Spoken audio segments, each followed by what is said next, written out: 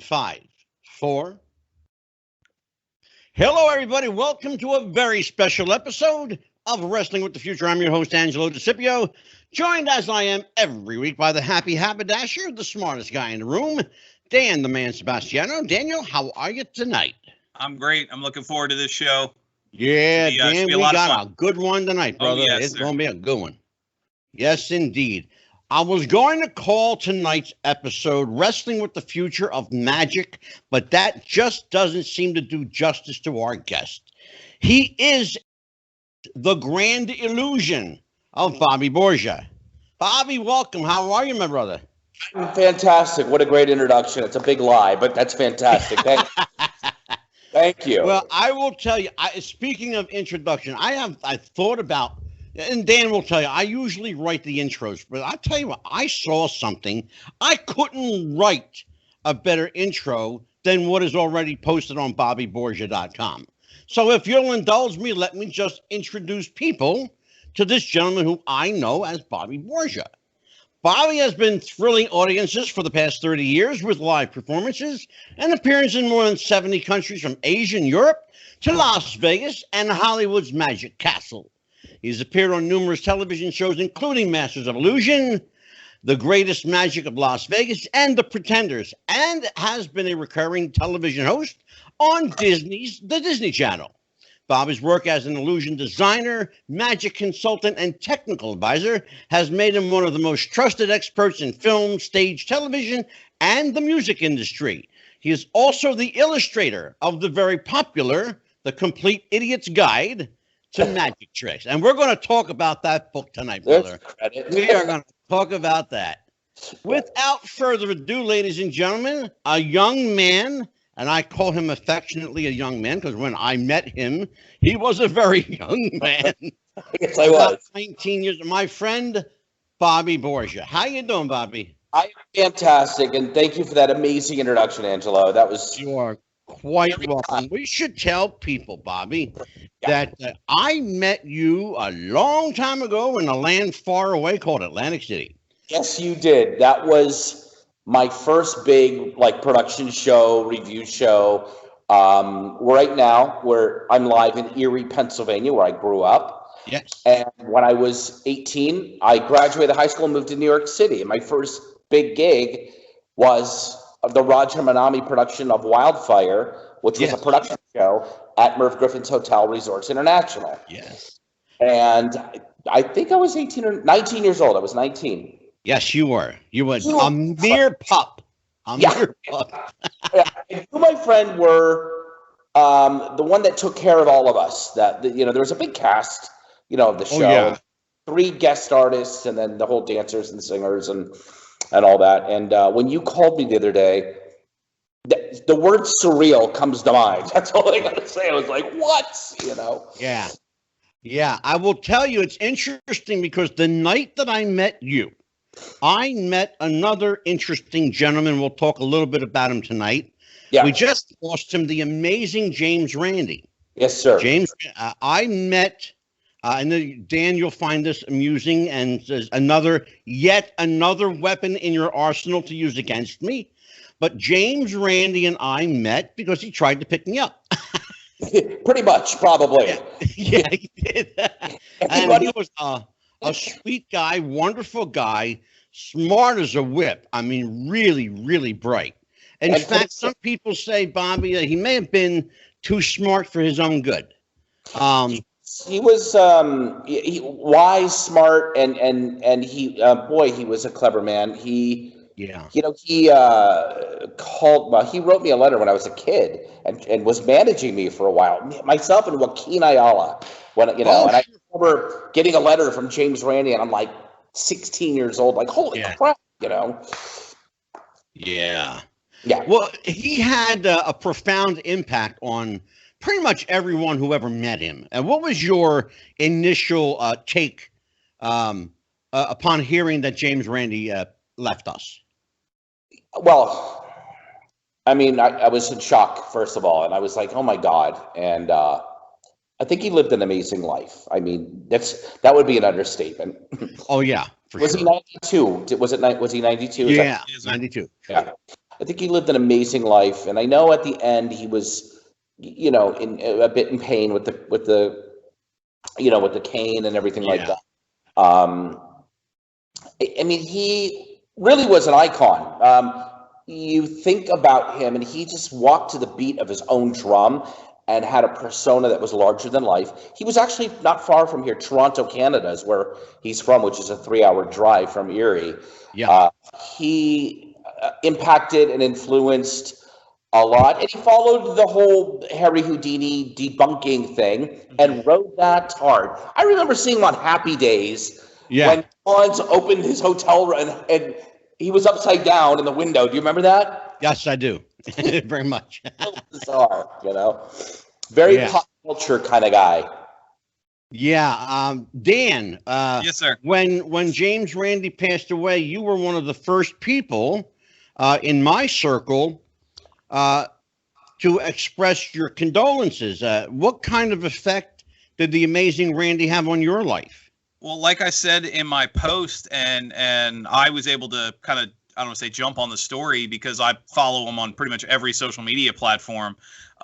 Is he, even between the magic and this quest for truth, since I was old enough to understand what the word meant, James Randi was my hero. And I've had, I have some stuff signed from him. I've got various routines that I've learned, and it's just the like Bobby touched on it, is just the just constant clever, I kind of, the smartest man in the room moniker is kind of a nod to some of the conversations that he had. When I remember the first time I saw an interview with him talking about when he completely just I don't want to say ended the career, for somehow he's still hanging on, but really ended the career of Uri Geller. And he said the key to beating a fraud is to be smarter than them.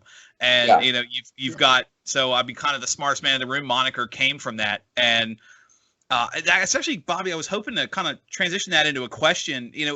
Go for it, Dan. Like you talked about with, he was the debunker, and he went after, your cold readings and your seances and your spoon bending and all that, and other magicians have done that with, Penn and Teller. And before we started filming, we spoke about, Denny Haney, who wasn't as much a debunker, but he was a real critic of people that, claimed to be better than they were, or actually had the powers or whatever. What is it about being a magician and illusionist that draws people that are inherently skeptic of everything else?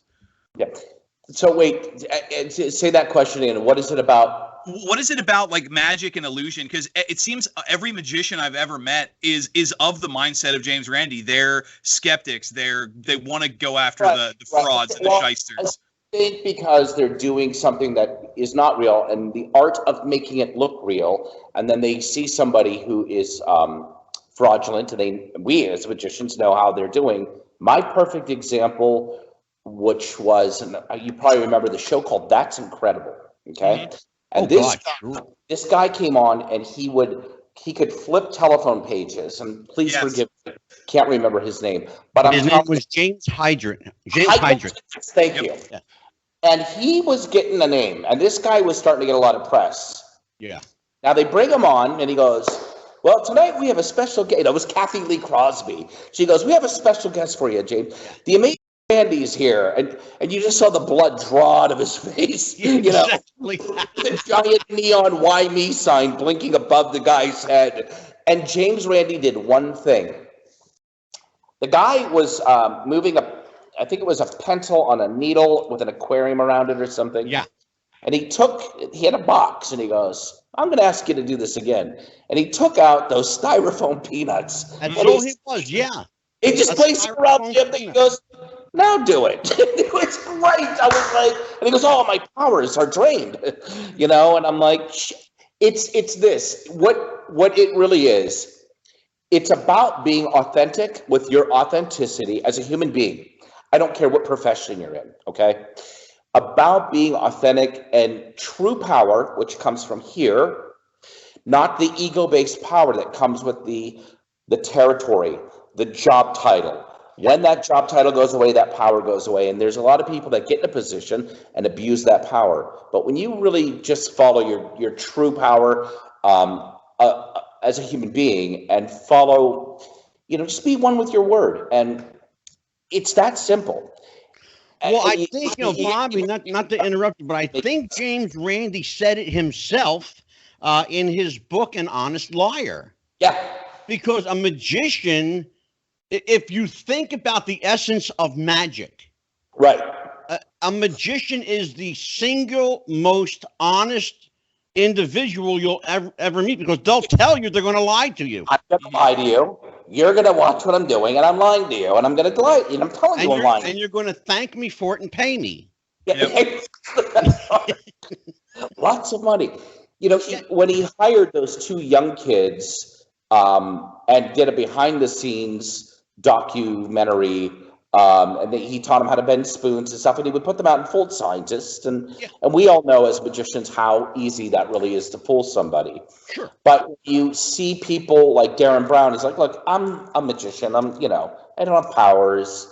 But when you see people abuse that, come on, what are you doing? Let me throw a name at you, Bobby. There's a guy that's he's getting a lot of play, especially these days, and not necessarily for the good. He's a guy from Great Britain named Dynamo. Yeah.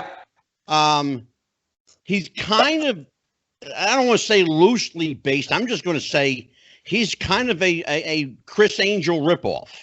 Let's just call him what he is. Chris Angel ripoff. He was a breakdancer.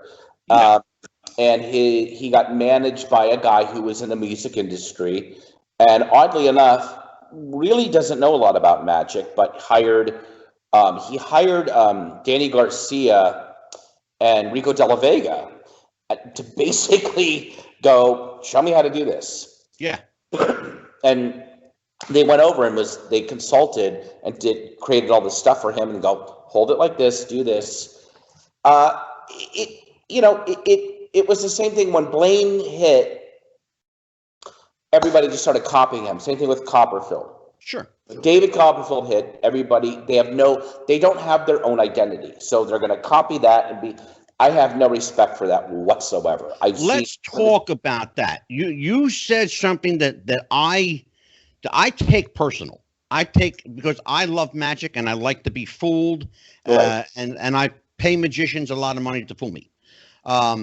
Including people like Bobby Borgia. But I am bothered when I see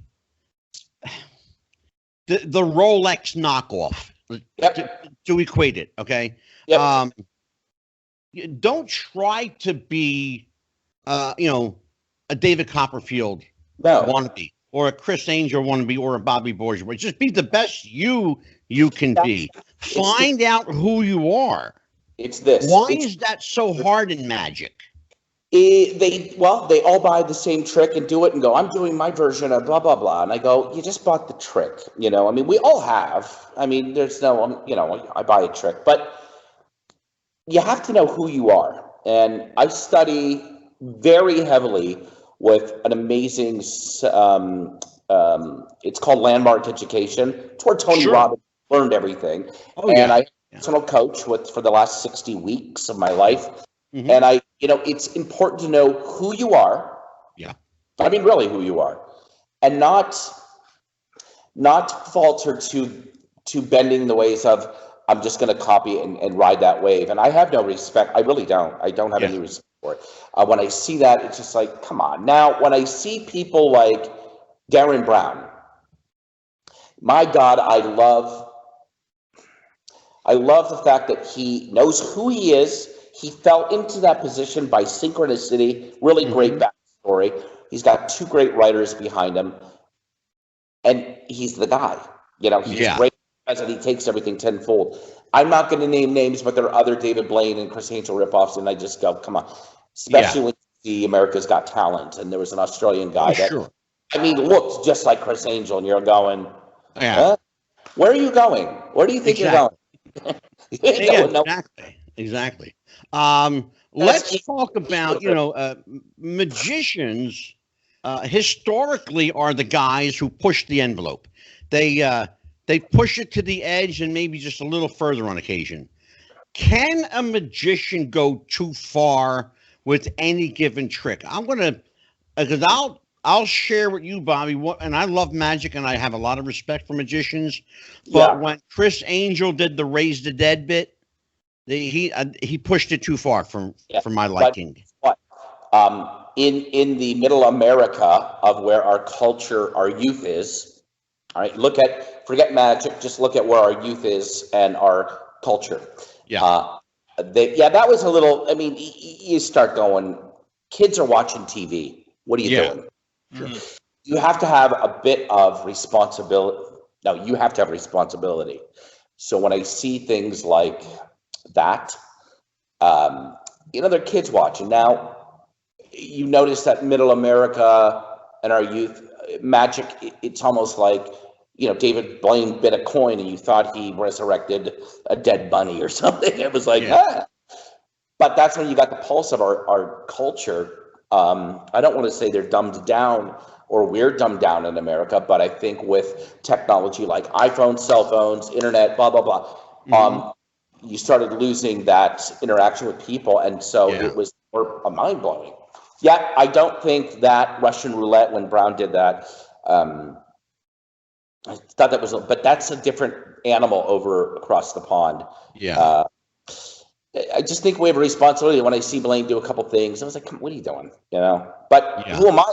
I'm not judging. I'm just going, there's kids watching. Yeah, and I bring that up because I want Dan to pick up on it. But I bring that up because I've seen, on more than one occasion where a magician has taken the basic premise, simple trick, which would be spectacular in and of its own right, and try to, again, push that fourth wall, and fail miserably, or in some cases kill themselves, or in some cases kill their assistant, and it's happened. I've seen it. So I want Dan to pick up on that. Trick where they, and you see the YouTube videos where they failed and it actually went through their hand and they're freaking out. Yeah. You talk about the spike on the styrofoam cups? Yeah. Yeah, but when you witness something like that in person, it's real. It gets real quick. Yeah. Go ahead, Dan. Well, going off of what you were talking about with ability, something that we used to argue about all the time with in the magic circles I was in was the concept of talent versus presentation. And I was of the mindset, I was never, no offense to any of his success, but I was never a big fan of like a David Blaine or somebody where I'm watching and it's like, okay, you're using, a folding quarter, a shell, a stripper deck, something like that. Especially when you see him use something like, say, a strip. We joked earlier about like a Svengali, and it's like, I know how to do that trick with a regular deck of cards. What you're doing isn't impressive to me. So, but I mean, he certainly can probably manipulate a crowd better than I could. He was playing to a lay audience. And when he first hit, Dan, every magician was like pulling their hair out going, what the heck? Who is this guy? And I at first went, huh? And then I stepped back and I went, what he's doing for the bigger picture of magic is awesome.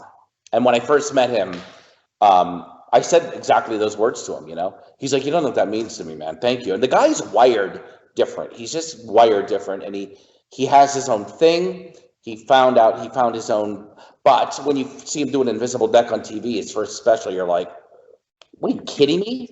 But Bobby, can we talk about that? You pointed out something. It seems so obvious, but in the grand picture, it's not so obvious if you take a look.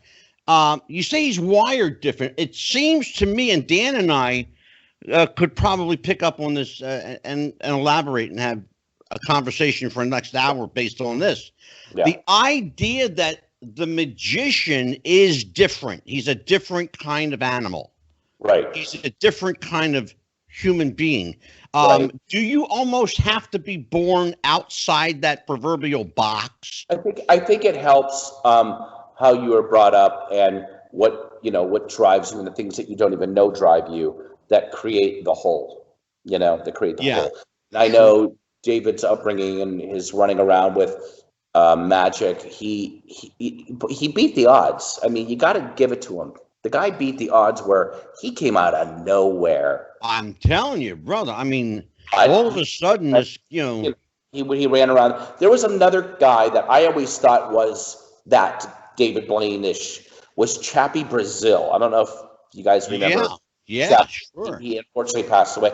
But I would hang out with him, and we'd walk into a club, and we'd go into Johnny Depp, because I lived in Hollywood for 25 years. And we'd go down to the Viper Room, and Depp would be in the corner, and he's like, come here. And he would get Chappie. And Chappie could do stuff that was, same deal. But he was so amazing to watch him. I really admired him a lot. I really did. But you got to understand that David Blaine found his niche, his path, and I think the guy he found his thing and his truth and his passion, and you have to find yours and find out who you are and what's going on. So. Well, that's a great segue. I'm sorry to interrupt you. Then I'm going to throw it back to here in just a second. That's a great segue. When I met you, you were a young guy, 19 years old, getting your feet wet, starting to make a name for yourself. Yeah. The evolutionary process, I know for entertainers, because I spent a lot of time in music. For entertainers, the evolutionary process is get booked on a smaller show, be the opening act, work your way up to that middle position, and then headliner. When you're a young guy and you're given this production value, there's a responsibility not only to your audience, but to the people throwing lots of money at you. But I didn't know better. I didn't know any of that. What did I know? I'm like, okay, it's better that I didn't know. I knew I'm a kid. That's a really good. That's a great point. Had you known that there were literally hundreds of thousands of dollars, right, would it have made a difference to you? Pooped my pants. Go ahead, Dan. Pick up. Kind of circle back what you were talking about with the effects certain popularity has. I'm curious what your thoughts are, because it's another topic that came up a lot in the old shops. Was in the 90s, Fox ran a series of specials about the Magic's Greatest Secrets Revealed. Yeah. And Valentino, I think his name was, the masked magician, and he did a bunch of bits. And on one side, obviously, there was an anger of, I know people who make their living doing everything you're doing, and now it's going to hurt their crowd. And on the other side, we had guys that are saying, for the first time, I've got to get creative on, the sawing a woman in half, or things like he revealed how the water escape, the Harry Houdini water escape, like that's any less impressive that I know how it's done. And then there were people like me who said, I don't give a shit. I still like my magic, and I'm still going to watch. That's what I was going to ask you. What your thoughts are on that process. Okay, so the mastermind behind that was the head of Fox Reality TV, and his name is like off the tip of my tongue. I'm lost, but I was in the middle of a meeting with this gentleman, and it made me think outside the box and come up with a different way. Of course, it affected me. I was like, how is this happening? But I learned something over the time. If you ask anybody, do you remember how any of the tricks were done when you watched the show? And they're like, no, but it was cool. That was a tough one, when that first came out. And everybody's like, oh, I know that's done. I go, well, which one? They're like, well, I don't remember. They don't. They really don't. Bobby, is it a slippery slope if you're the guy that has to do that? Well, if Valentino didn't do it, they were going to find somebody else. Well, yeah. If you throw enough green at somebody, sure. Fox TV was, what was his name? That'll come to me. But no matter what, he was going to air this show. And Bruce Nash was the production company that put it together. And it's pissing me off. I can't remember his name. He's like this rock star producer, head of Fox. And now I think he's head of Sony now, television. But yeah, it was just like, but it made me go, I'm going to think different. And I came up with this idea, and I got a pitch meeting. They ended up buying it. Then it never aired. Story of my freaking life. But, it was very interesting.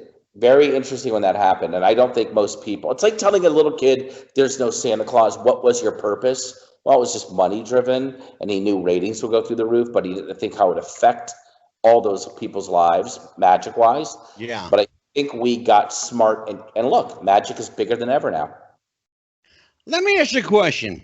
Again, this comes from the vault of Angelo's inquiring mind. Hit me. Why does magic have a fascination with the name Harry? No, I don't. Harry Houdini, Harry Blackstone, Harry Keller. There's a lot of Harrys running. I'm changing my first name to Harry, Angelo. I don't know. It's really interesting because Harry Houdini's real name was Eric. Yeah, Eric Weiss. Harry Keller's real name was Heinrich, but for American German. Sure. Harry Blackstone, I think that was his real name, wasn't it? Harry Blackstone was indeed Harry Blackstone. Yeah, I don't know, but Harry Senior and Junior. Harry's and Davids. David Devant, David Copperfield, David Blaine. Yeah. I don't know. Interesting. Go ahead, Dan. No, it's funny. Actually, speaking, going off names, I'm curious. One of the he was talking about the obsession with these Harrys, and you mentioned your Davids. Something that pops up a lot is names that are clearly inspired. Obviously Houdini, and then me personally, my favorite of all time was Sly Dini, and you see people kind of try and work that Dini name into things, or maybe they'll do kind of a look like where do you draw the line between flattery and right. being a knockoff, like what we were talking about earlier? Yeah, I don't know how to answer that, Angela. It's all you. I don't know. I just think that's a personal choice. I think Sly Dini, Tony was freaking amazing. A nice Italian guy. Come here, watch it close. Bang, Yeah. I wanted to have a cannoli or raviolis with this guy so bad. Right? I saw an interesting film in preparation for this interview, Bobby. Yeah. The film was called The Dark Side of Magic. And it is it's a documentary. Okay. A film about follows four magicians who went from a level of success, where they were on television, some were on the Tonight Show, and did various. And now a lot of these guys are out of the business. There's one particular guy who is relegated. His career has been relegated to performing in a quote unquote joke shop. We're going to talk about that for a second. Wait, I know what the show is. Are you sure it was The Dark Side of Magic? I believe it was called. Was Brian in it? They fall Magicians Living in the Moment or something to that effect. Was Brian Gillis in it? Was that the one? Yes. I did see it. Yeah. Yes. Yeah. Here's where. Do you want me to answer? It seems to me, though. Yeah, I do want you to expound on it. But it seems to me that looking at these guys, and almost all men, by the way, very few women in magic. We'll talk about that in a second too. But almost all men, almost all exclusively single and or divorced or in the middle of divorces. What is it about that lifestyle? Is it the fact that you're basically working for yourself, by yourself? Yeah. Let's get into the head of the magician. Here's my point of view on that one. And you see magicians like Daryl, Brian Gillis, and unfortunately they're both passed. So honored both of them, amazing guys. But there was no growth. They were still running around with a suitcase doing gigs and bar mitzvahs in LA, and it's like exactly, yeah. And my take on this is, where is your growth? As a human being and as a performer, you're still doing the same thing. And I would always walk away from something which was really tough and recreate. Walk away, recreate, rebuild. If you don't, you're gonna just stay right where you're at on a hamster wheel. So and you start. Bobby, that's exactly Bobby, why I asked you about the evolutionary process. Step away. Okay. Dan, you want to explore that? Because I think you can have fun with that one. Yeah, that's actually a brilliant notion. You mentioned you work on something, step away, work on something, step away. You also said something earlier that magic is bigger now than it's ever been, and based on sales and social media and all that appears, I mean, without question, is the case. Is it harder now to break out of that layer, to get off the hamster wheel, than it was, say, 20 years ago? It could be for individuals. That's an individual question. I think it's where you're at in your life, who you are as a person, and where you're at with your belief system. I think your belief is everything. It's where you believe you can go. What I was thinking more is the idea of, like, I think back to what I did years ago. We worked at the shop, and then would book the gigs you talked about, bar mitzvahs, restaurants, parties, that kind of stuff. Somebody like that, it would be harder for someone who's doing the birthdays and the theaters and the whatever to take that next step, because there's so many more people in line for that spot. 10 years ago, 20 years ago, we would have these classes and 10, 15 people. Now, I mean, there's the waiting list for some of these schools is thousands. More competition, but you have to look at yourself. I mean, if you want something really bad, first understand where that's coming from. When I talked about your personal power or your ego-based power, your ego-based power will get you there just as well. But when you get there, it's the right place. So it will not have longevity and not be real and not be authentic. So you can be a knockoff of something and maybe make it. And then there's the kind that you get frustrated and you're not going to, there is a lot of people out there. You're right. There is, but I don't really know how to answer that. It's an individual question for each person of who they are as a person, it's the number one important thing. It's who you are. Forget the magic tricks. Who you are, how much drive you have, how much you can get beaten down, push through, be able to do something and then walk away from it and start fresh. There's so many elements, but it's like, if you're going to have this carrot in front of you and chase this carrot your whole life, you're going to continue to chase the carrot. But when you step away, it's amazing what falls in your lap. And I could tell you stories that would make your head spin through synchronicity, I went off on a tangent. Sorry, Dan. Yeah.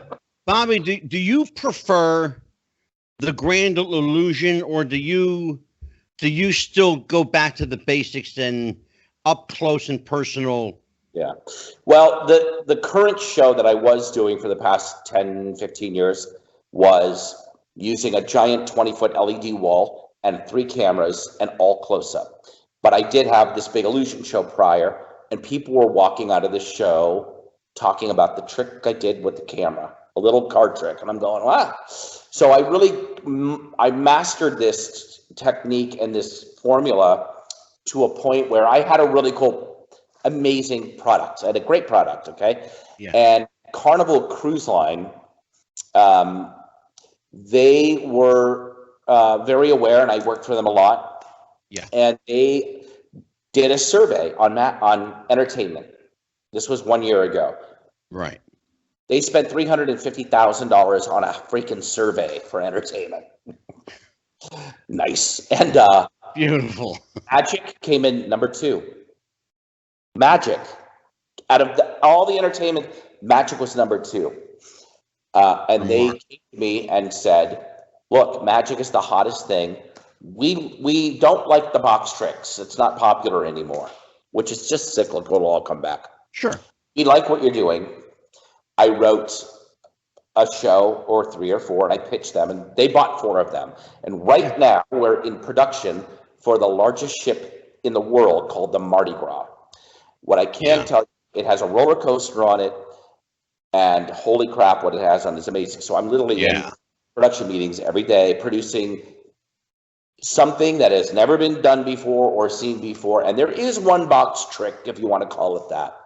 But when you disguise it, it's not just a box trick. When you go see Copperfield, sure, and he makes the UFO appear, that's not a box trick, but it's still grand. I think presentation is everything. Yeah. It is everything, but I just don't want to see something I've already seen before. Come on. That's a great segue. Keeping it fresh. Yeah, but I think going back into the old magic books, that's where the new magic is. Those are where the secrets are. And we're going to talk about that. One of the things I want to talk about is everything old is new again. Mm-hmm. And so Dan, let's pick up on that, and then I'll interrupt you while you're talking. Of course, as has never happened before in the history of the show. It's funny you mentioned how history is cyclical. When I was growing up and learning magic and working with everything, it was all the up close, the like I said, the Slidini tricks. He had one where he would he Rocco with the D light and all that. Some of the up close stuff. I remember Slidini did a bit where he would crumple a ball of paper and his hand's empty, and it's like I'm hearing the paper crumpling. I'm seeing it. Like even even knowing magic, I know how he did it. It's still fucking amazing to watch. That's hot. That's what's very hot right now. It was all up close, and then at like late '90s, early 2000s, you had that transition to the David Copperfield, the Franz Hararis. What's that? Doug Henning first. Yes, but I mean, you had that the large scale. The curtain goes up. He does his widgy crap for like 2 hours. Curtain drops, and the space shuttle's gone. The Statue of Liberty's been moved. All the big tricks. Yeah. And now that's kind of went away, and now we're back where we were 20, 30 years ago. The small stuff. Go ahead. No, keep going. I'm sorry. Well, no, I'm saying is I think about the stuff that I learned, the old, like I mentioned, Denny and Lee's, the magic shop in Baltimore, I used to go to all the time. He had books from the 30s and 40s and 50s, and there's stuff in there I'd never seen before because people aren't doing it anymore. So, the old is new. And it's also with the advancements of digital film and things like YouTube, up close magic. It's much easier for me as a YouTube star to do a sleight of hand at a table than it is to set up a huge stage and make a truck disappear. Yeah, it is it, and you're connecting with people. It's not you are connecting with people, and that's when I discovered I had this show. My show was in a 2,500 seat theater. Oh wow! I had a deck of cards and 3 other objects on my body. I had 3 cameras, and I had computer graphic animation that would match each story I would tell had B-roll footage that would match my presentation and tell this great thing. And it all of a sudden had layers to it of like being on a live TV show and watching Ancient Aliens or something live. Yeah. That's what it was. Right. Yeah. And I mastered this thing. I burned out. I was doing like 18 shows a month nonstop. Just out of curiosity, you say you were telling a story. Is that transitioning from trick to trick, or do you mean a story like a Sam the Bellhop type routine? No, but which is a great trick, by the way. Telling a story, each individual act would have its own story. Okay. And if you want to get clever, this new show has a big story with little stories in it, and it all ties together. Yeah. So, there was an evolution on that. So, Bobby, let's talk about that. I'm gonna pick up on that a little bit. You're in your theater. We should tell people that you are in Erie, Pennsylvania now. You are in the Keller Comedy and Magic Club in Erie, PA. It is an imposing building. It's a monster of a building. Mm-hmm. Now, I'm hoping that the club is on the bottom floor. Yes, it is. Let's talk. Do you have? I believe if I looked at the setup right, you have a video wall up on your stage, right? No, I have. No, not a video wall, but I have 6 giant screens that are Okay. in the theater that uses cameras everywhere. So it's a more intimate 300-seat theater. And how often does the show change up? Yeah, every week is a different performer. Basically, this was a very successful and popular comedy club for 20 years. It was called Junior's Last Laugh. And you name it, they were here. I mean, Harry Anderson, Piff, you know, Sure. Any major comic, they were here. Yeah. But for 20 years, it was just the same comedians and successful, don't get me wrong. I had an idea when I was a kid. I met a woman who was Harry Keller's niece. Her name was Catherine Keller Blakely. And I was 16, and she said, you know, young man, my uncle was Harry Keller. And I was like, wow. And I mean, I knew Harry Keller, but I didn't really know.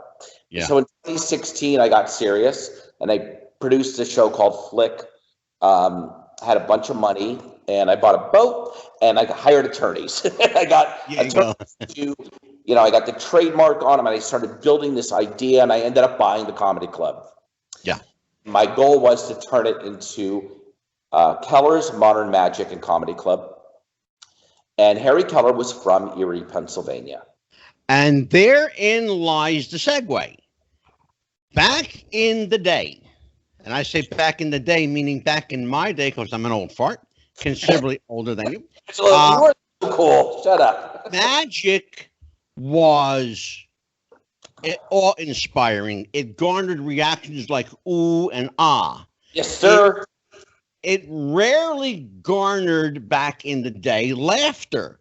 Hence the name Magic and Comedy. When did magic and comedy become inextricably linked together? Boy, that's interesting. I couldn't give you the exact date, but I remember watching HBO when I was a kid. Most of the magicians, I would see Goldfinger and Dove on those specials. You'd see Hans Klock, you'd see certain magicians like Shimada. That was all serious. Yeah. Then Johnny Thompson came out. Yes. And it was funny, but it was that transition. Then Penn and Teller, transition. Harry Anderson, transition. Carl Valentine. Oh, I loved Carl Valentine. Right? For those of you who are, you know, of my age group, which is elderly and up, Carl Valentine, you may remember him as the cantankerous member. I forget his character name, but he was on McHale's Navy with Ernest Borgnine. Every kid watching right now is going, huh? Yeah, exactly, right? Giving my age away. He was also a member of the Friars Club, the famous Friars Club. He was a vaudevillian comedian and magician back in the day. Yep. Which was really interesting that, to my knowledge, and Bobby Borgia, you son of a gun, you just brought it up, that you made the connection for me with comedy and magic. Carl Valentine.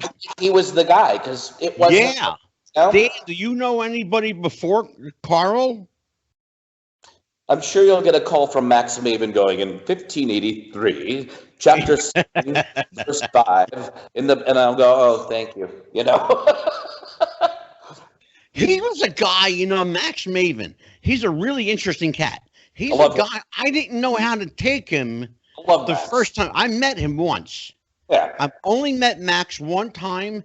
I didn't know how to take him because he's a very intimidating. He's not a big guy, but he's a very intimidating. His persona is, you know, very got that. You know, I was going to say he goes to what we were talking about earlier with the technique versus skill. You know, the first time I ever saw him when he did a lot of the, you know, here's 10 colored diamonds, pick one, and then, you know, move to any other one to the left. I mean, it's all math. You know how it works, but it's still the most amazing thing. That's the answer. Yeah, I get it. Yeah, exactly. And it's still, I mean, I'm dumbfounded. But then also, not to discredit what you were talking about with comedy, I've been to more magic shows than I could care to count. And to this day, the most fun I've ever had, I saw The Amazing Jonathan in New Jersey. And that's the most fun I've ever had at a magic show. And, you know, so I'll stand by the importance of comedy and magic. Yeah, I found that bringing it here, when I bought the club, I started testing it out. I tested it out because I'm going, this is a whole different market, Erie, PA. Now we have Pittsburgh, Cleveland, and Buffalo and Toronto, like, you know, about 2 hours in each direction, all right? And this club was definitely the guy that owned it, you know, ran it and had every name. And him and Jonathan were really good friends, okay? So when I bought the club, I tested out, I called Michael Finney, and I called Chipper Lowell, and I called another guy, I think it was Sky Sands, who was kind of in Rochester. And I go, are they going to accept this transition? Michael Finney and Chipper Lowell, just people were like, this is great. We've never seen anything like this. And I went, thank God. And then COVID hit. And I went, by a show of hands, how many people are glad you're not me right now that you just bought a comedy club? Everybody? Okay, good. Well, but, you know, Bobby, I was going to ask you about that, but and I didn't want to say anything, but I'm glad you did. Now I'll jump in. Yeah. So let's talk about that. You know, how has the last 8 months fared for you? Are you able to open? Are you working there, or what's going on? So when I bought it, it was Junior's Comedy Club. And my goal was in 1 year to transform it into what I'm about to show you, okay? So 3 months later, it was March. Harrison Greenbaum was the last act that was here. Right. And we had Sinbad booked the next week. And all of a sudden, this thing hit. Oh, wow. CAA calling me, going, look, he's coming. Don't worry about this. And I go, no. This isn't, no.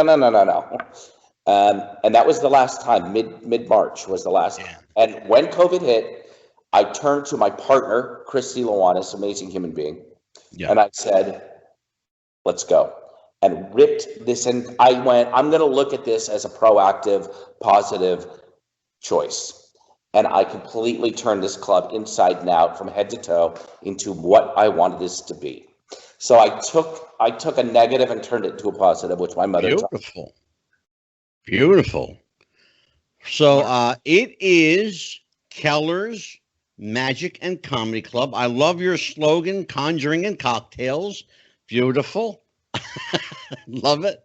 Thank you. Does the establishment have food? Do you serve food there? Yep. So we have dining and deceptions, cocktails and conjuring. I have a restaurant. We own a restaurant here with the bar. And then the showroom, and basically it's an 8,000 square foot venue. And what's really cool, you guys, is magic, big picture. You got Smoke and Mirrors in Philadelphia. If you guys are watching, you guys are awesome. Please forgive me for not being on the podcast or for on the calls with you guys. You have Smoke and Mirrors. Pittsburgh has Liberty Magic. Chicago Magic Lounge. Nashville House of Cards. Magic Castle. I could go on. You know, it's sure. But what I had up my sleeve was, and a lot of people are just copying the castle. I'm not disrespecting clubs, but one club in particular just redid the castle. And I went, what? Why? So what? I mean, that doesn't do something. So my goal was everything. I mean, I can show you when you're ready. Yeah. Henry Keller was from Erie. His house was. We are going to take a look at Keller's Comedy and Magic right now. Bobby, you want to give us a little tour? Okie dokie. Beautiful. Here is the entrance. When you walk in, there's Keller, the man Houdini called our greatest American magician, with the water torture cell. Love it. This is our introduction wall, which... Uh-oh. Where'd Bobby go? He paused his camera feed.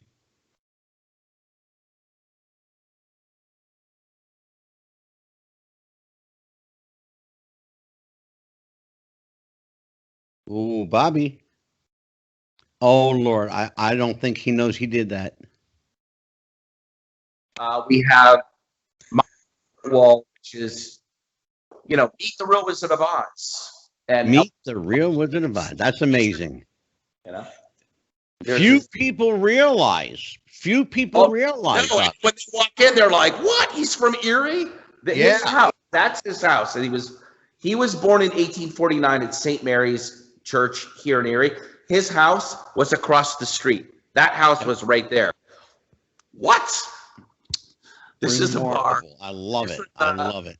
New York, Erie Daily Times, 1893. Harry Keller's show is without a doubt the most remarkable and mystifying exhibition of magic ever witnessed. That was in the Erie Times. That was the show he did at that theater in Erie. How about them apples? In 1893. Awesome. Think about that. 1893.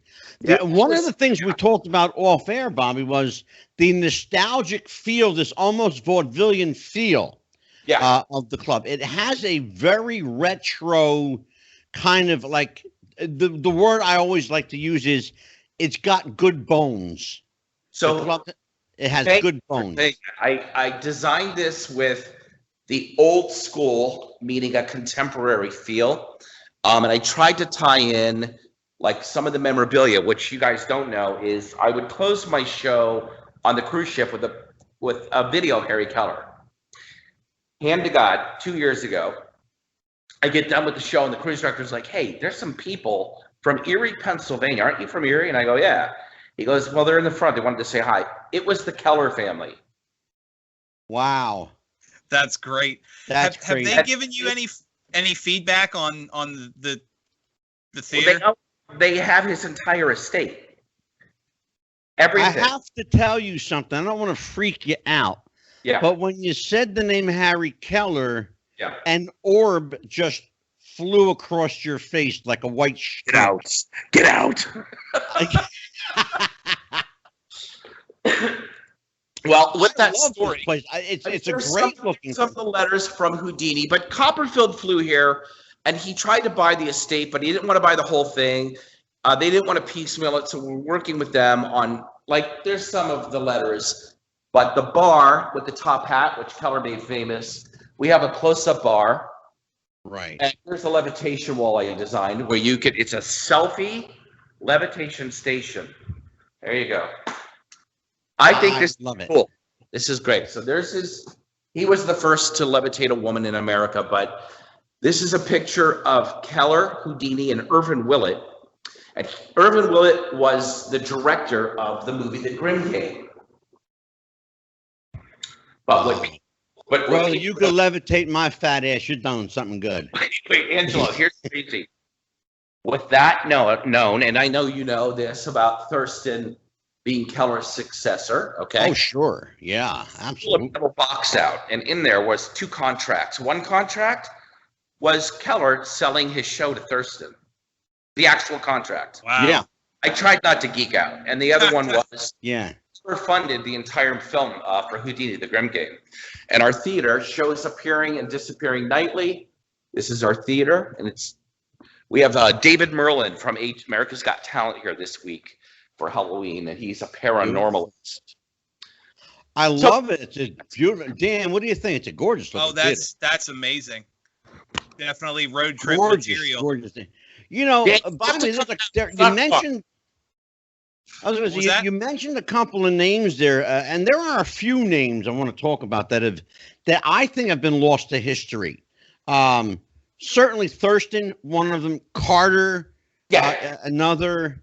And the name Doug Henning, I think, doesn't get enough credit for being as groundbreaking as he was. I mean, you think about just the visual of Doug Henning. He was one of the first magicians I ever saw.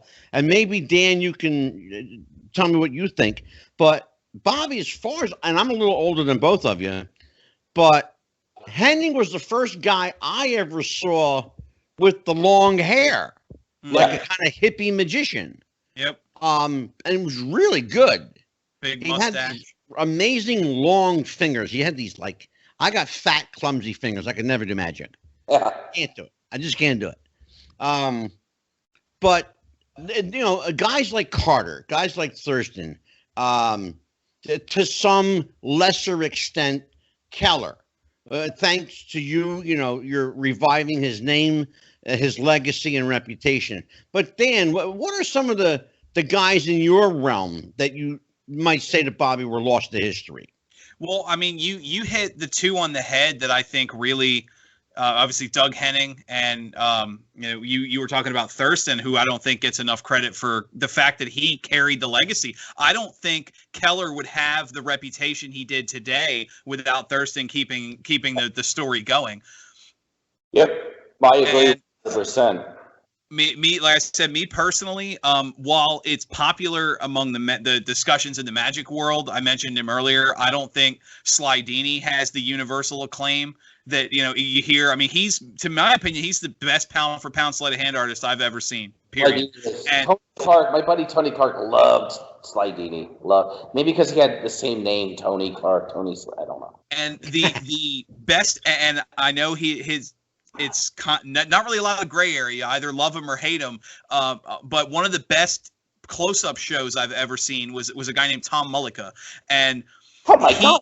He's one of those. He's one of those where, I'll say something and people will go, who? And you got to look him up on YouTube. And a couple days later, oh my God, I watched this. He's eating cigarettes and he was doing this with handkerchiefs and napkins. And, and he's one of those where he is. I mean, I don't even know how to say it. He's too good for as not. Like, he's one that I always think deserves more recognition. The kind of guy gets lost in the shuffle. You wonder why, like, Tom Mullica is not a household name. Why certain of those we know, us three right now, and people watching, there are certain guys that you're like, well, how is he not, like, famous?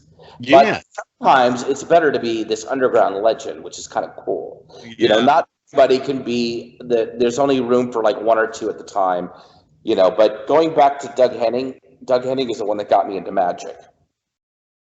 And interesting. Let's hear that. I don't know that story, Bobby.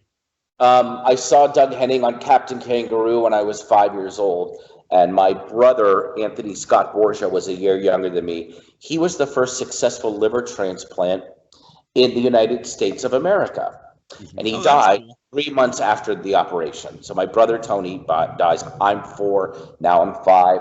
I don't know where my brother goes. And Doug Henning was on Captain Kangaroo, and I watched and I went, it was the escape I needed to fill that void. I got you. Yeah. That's an amazing story. Like, Doug Henning called me at home when I was 6 years old. He was here in Erie doing the Warner Theater. Yeah. And these guys, like, there's this kid that does magic. He's 6 years. Doug Henning called me. I own Doug Henning's jumpsuit. I have the original jumpsuit with his name in it. I had his kid car levitation and 2 other props. I got rid of those. But Doug Henning was the reason why I got into Magic. Phenomenal man, kind man, and got lost in history as far as I'm concerned. Yeah, I agree. And like I said, there are a number of people. I'm a huge Magic fan, and you know that.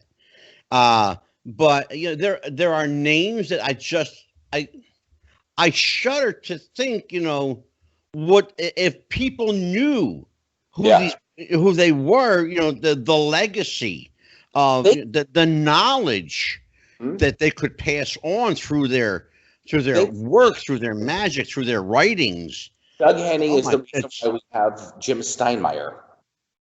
Yeah. Doug Henning is the reason why we had Don Wayne, or Doug Steinmeier especially.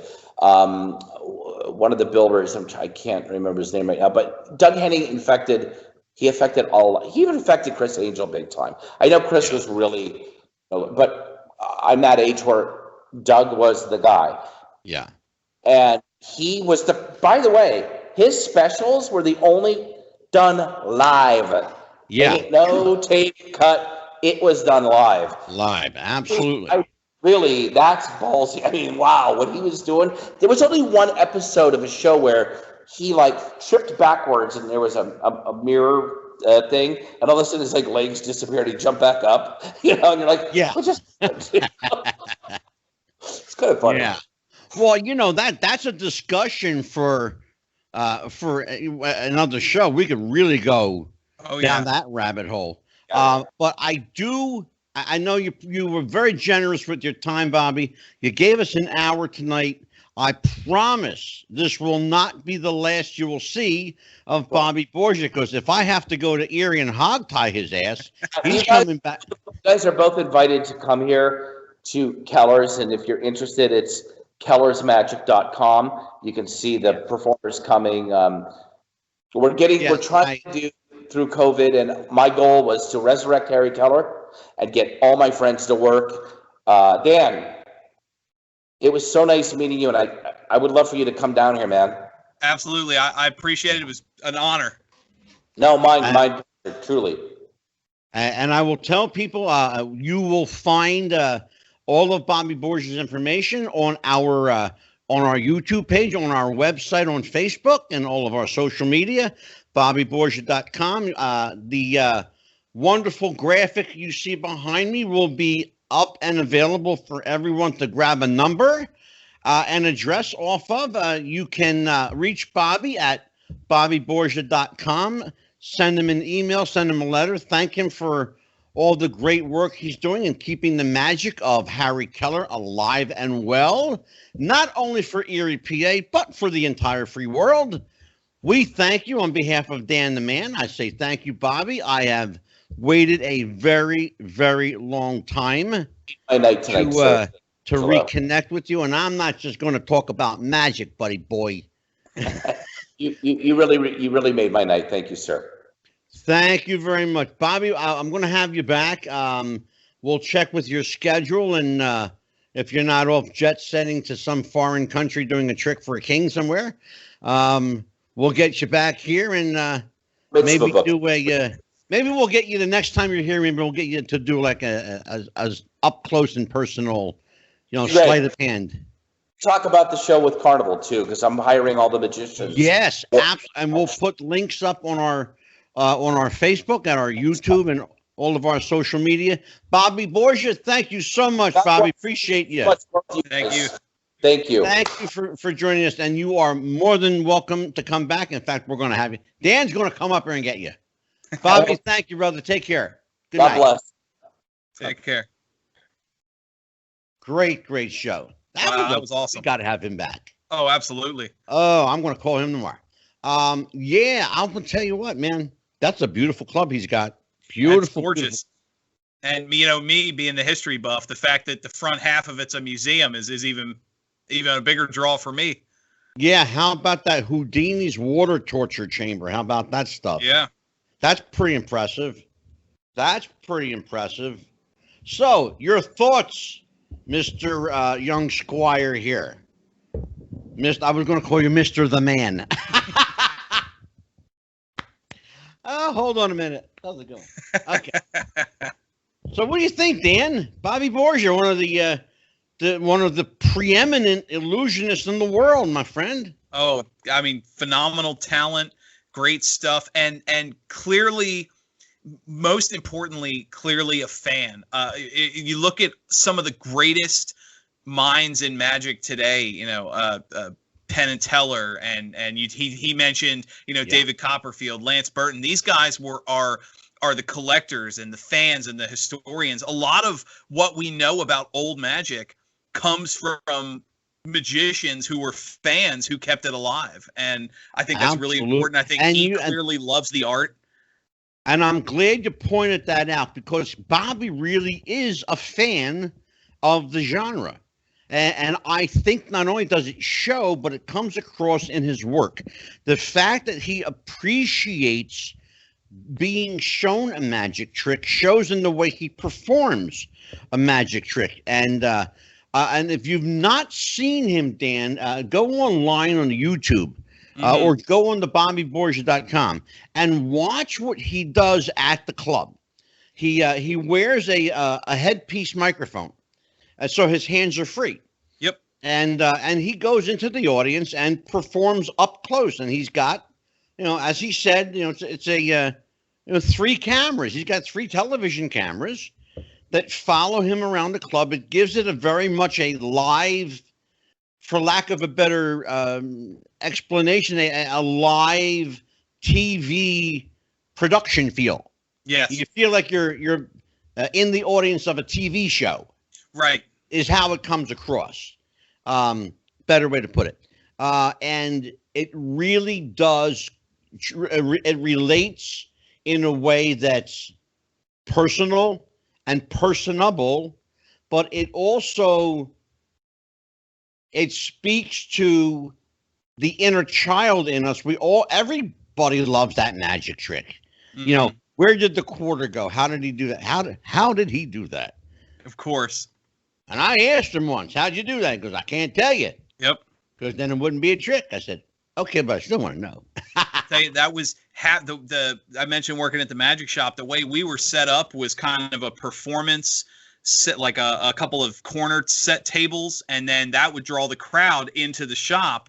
And It was funny that we used to butt head. I don't want to say all the time, but we used to butt heads pretty frequently with people who wanted to know how it's done. And it's like, well, we have classes and we sell this illusion, so I could tell you, but it's not going to be free, you know? And exactly. It's great. And it's a shame I didn't get the chance to ask him about that, because I would love to talk, you know, his opinion on because with Amazon and all these online platforms now, it's so much easier to buy tricks, but most of what's out there is garbage. And that's, I mentioned Denny Haney, the guy who got me into it, and that's where it all came from. That was one of his big things, was all these crap tricks that started popping up in the early days of the internet, eBay, and you know. And I'd love to hear his I'm opinion. glad you said that, Dan. I'm glad you said that, because I am not a fan of the so-called spoiler videos, right? Where, you know, they show you how the trick is done, or allegedly show you how the trick is done. In some cases, it's pure bullshit. Look, I mean, you can take any situation, any scenario, and create a plausible explanation for how any given thing is done. Of course. Doesn't mean it's the right way. You know, that's something we ran into, and I used to run into a lot when I would perform, is somebody would call you out on it and be completely wrong on how it works.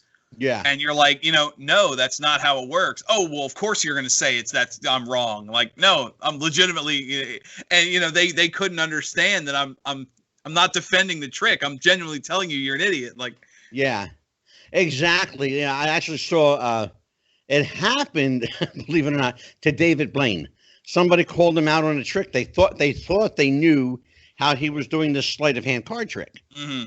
And in principle, they were absolutely right.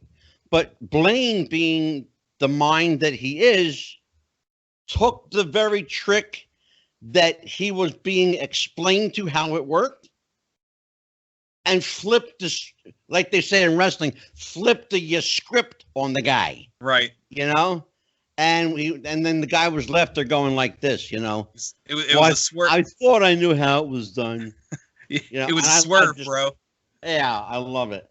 Speaking of wrestling, we are going to do, as the end of the year approaches, December, and we get closer to 2021, we are going to do much more entertainment-oriented programs, a lot more topical stuff, some news, some politics, not a lot at all, but a lot of entertainment. We will remain a wrestling-based program, but because of, and I felt like, and you and I talked about this before, right? But I felt like because of the nature of the business right now and how really bad it is, that there's really not enough wrestling news or coverage to spend valuable airtime on, but there's a hell of a lot of entertainment coming back. Oh, absolutely. And it's very important. You touched on it with the COVID. As stuff reopens, you know, I think it's important to touch on what shows are happening, comedy, magic, you know, theater. Yeah, absolutely. And one of the things I wanted to talk to Bobby about, and we'll get to talk to him on the next episode, but in Las Vegas, the perfect example, Las Vegas.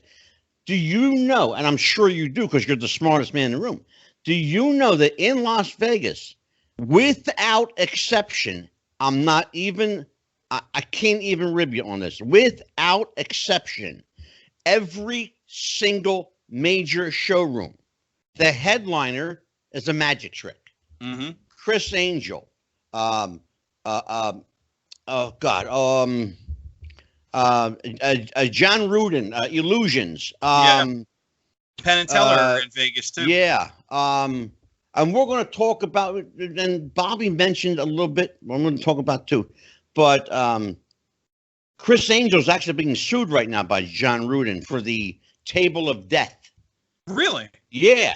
I hadn't heard that. Yeah. Well, Chris Angel has taken it as his own, but he didn't invent it. He stole it from John Rudin.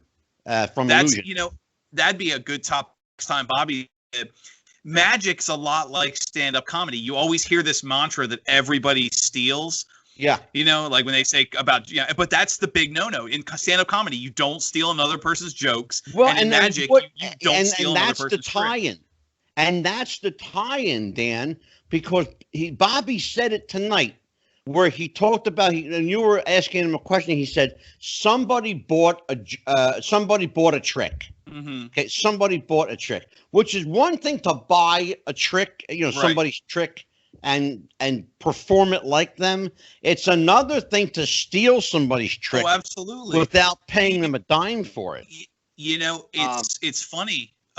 When I was getting into magic and performing, some of the elder statesmen that I worked with gave me some of their props and tricks and taught me how things worked. And when I started getting out, not really getting out of it, but when I left the area, the tradition was to pass that along. I've got my briefcase, I've got my kit, but some of the stuff I used on stage, I don't have because it's it's taboo to just throw it in a closet. I passed it on to another performer and let them take the trick. Absolutely. And that's something that happens in magic that happens in no other genre of entertainment, including wrestling. Well, once in a while. I shouldn't say that.